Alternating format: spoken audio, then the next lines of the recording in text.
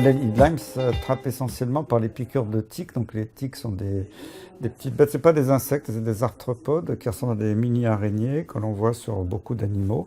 La tique, quand elle va piquer, elle va injecter des enzymes qui vont détruire un peu les tissus, elle va faire un trou sous la peau, et le sang va arriver dedans, et après elle va se nourrir et va régurgiter après ces microbes dans cette petite poche. Et du coup, les microbes qui sont dedans vont diffuser dans l'organisme. Il y a des formes aiguës qui peuvent être diagnostiquées assez facilement, mais souvent ça va venir progressivement des semaines, des mois plus tard avec de la fatigue, des douleurs, puis viennent des problèmes cardiaques, articulaires, on a mal dans les genoux, dans les coudes, ça change de position, et puis des problèmes neurologiques, des gens développent des paralysies ou de la dépression, et ça peut être très varié.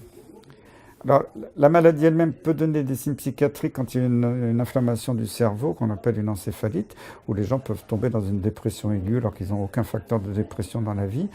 Et puis, il y a aussi des personnes qui sont déprimées parce qu'ils sont rejetés par le système de santé ou par l'entourage depuis des années, parce qu'on leur dit que tous les troubles dont ils se plaignent, c'est dans la tête. Et ils en ont tellement marre que j'en connais qui se sont suicidés parce qu'il n'y avait aucune reconnaissance. Le problème énorme, c'est qu'il y a un petit club d'experts, il y a plus de 30 ans, qui a mis au point un test de façon totalement arbitraire, qui n'est pas fiable du tout.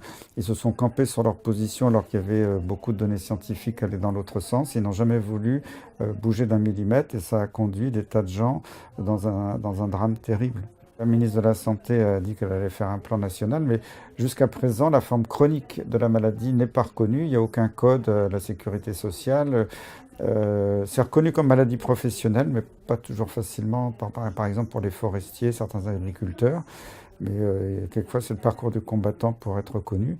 Mais dans la population générale, c'est considéré comme une maladie imaginaire. C'est pour ça que tous mes collègues envoient les malades en psychiatrie.